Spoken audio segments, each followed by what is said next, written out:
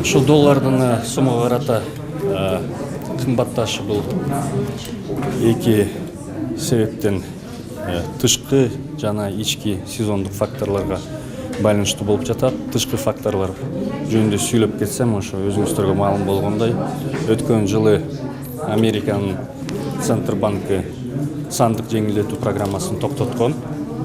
Ошого байланыштуу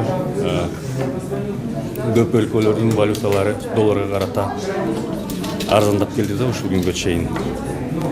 Азербайжанды алсак, Туркменияны алсак, Молдавияны алсак, Тажикстанды алсак, ушу валюталары да долларга карата жыл башынан тартып азайып атат да. Эми ички факторлор жөнүндө сүйлөп кетсем, азыр ушу ички фактор ушу көбүнчөсү сезондук факторлор. Ошо азыр айдоо иштери башталып жатат. Ошо айдоо иштери көбүрөөк үчүн май импортту талап кылат. Ушул эки негизги фактор болуп жатат.